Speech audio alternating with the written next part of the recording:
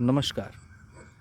मेरी बातें किसी के धर्म से नहीं है, किसी के जाति से नहीं है, किसी देश से नहीं है, किसी के परिवार से नहीं है।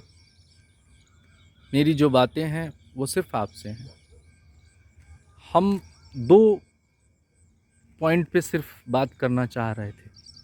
हमारी निजी जो विचारधारा थी मैं उसको व्यक्त करना चाह रहा हूँ। संसार में प्रत्येक प्राणी, प्रत्येक मनुष्य दो चीज़ों को गाइड कर रहा है। पहली, उसकी ज़रूरत क्या है, दूसरी उसकी चाहत क्या है। प्राचीन काल से हम इन दो चीज़ों को सबसे ज़्यादा महत्वपूर्ण मानते आए हैं। कभी आपने या कभी समुदाय ने, कभी लोगों ने, कभी इस मनुष्य प्रजाति ने ये विचार किया कभी कि हमारी ज़रूरतें क्या है और हमारी चाहतें क्या हैं। ज़रूरतें और चाहतें दोनों दो चीज़ें हैं, दोनों में अंतर है, बड़ा फ़र्क है। उस गहराई को समझने की ज़रूरत है। आपकी ज़रूरतें आपको किसी भी प्रकार से बदलाव की स्थिति में नहीं कर पाएंगी। आपकी ज़रूरत क्या है? आपको सांस लेने की ज़रूरत है। आप चाहते हैं, नहीं चाहते हैं, सांस आपका चलता है, चलता रहेगा। आपको भूख लगती है, ये आपकी ज़रूरत है। आपको भोजन की ज़रूरत है। आपको भोजन के प्रकार की ज़रूरत नहीं है, आपको भोजन की ज़रूरत है। आपको पानी की ज़रूरत है, आपको हवा की ज़रूरत है। ये आपकी ज़रूरतें हो गई।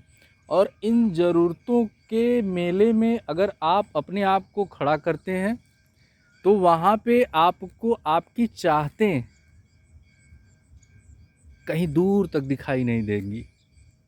और जैसे ही हम ज़रूरतों को इग्नोर करके चाहतों की तरफ भागते हैं, तो हमको 10 प्रकार का भोजन चाहिए, हमको 3 प्रकार का पानी चाहिए, हमको शुद्ध हवा चाहिए, हमको 25 सेट कपड़े चाहिए,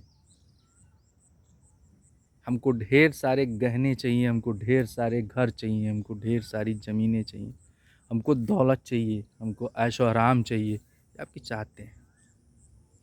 चाहतों का निर्धारण आप करते हैं, ज़रूरतों का निर्धारण प्रकृति करता है।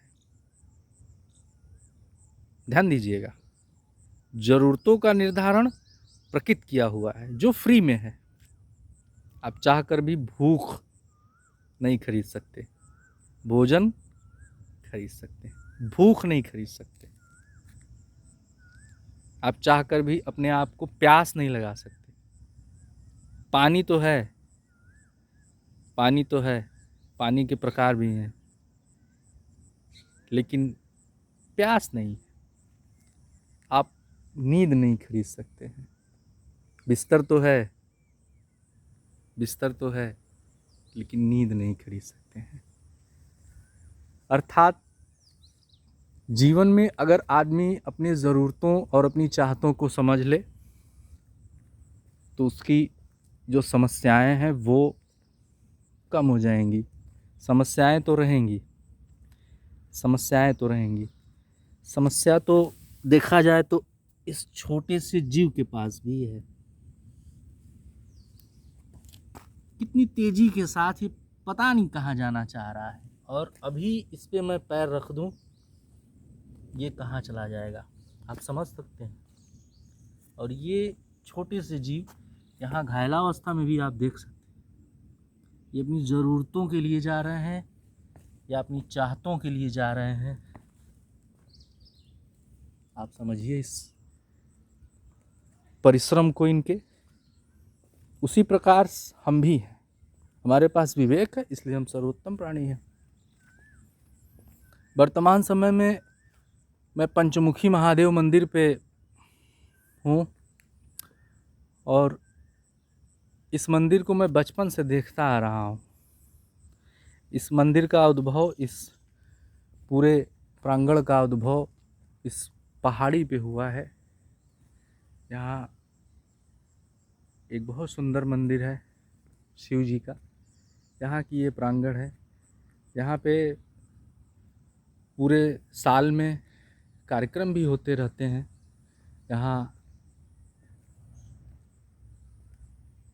मनुष्य अपना गुनाह भी कबूल करता है और गुनाह भी करता है।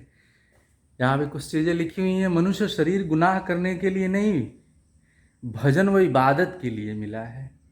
गौ माता की जान बचाओ, गाय को राष्ट्रीय पशु बनाओ।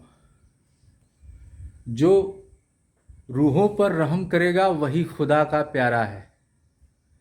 रहम करो रहमान मिलेंगे, दया करो भगवान मिलेंगे। संत उमाकांत जी महाराज, जय गुरुदेव आश्रम उज्जैन। और हमारी कुछ चाहते भी यहाँ पे हैं।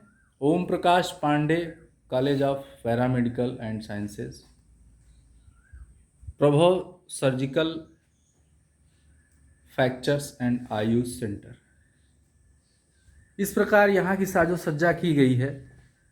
आज बहुत दिनों बाद हमको मौका मिला, हम चले आए यहाँ मंदिर पे। तो हमने कहा एक छोटा सा वीडियो बनाते हैं।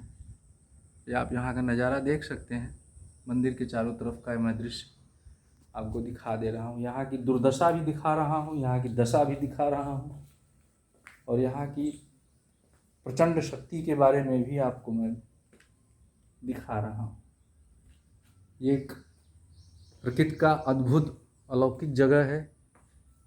यहाँ पे खड़े होने पर एक आनंद की अनुभूति होती है मात्र खड़े होने से। बहुत बहुत धन्यवाद मित्रों, नमस्कार।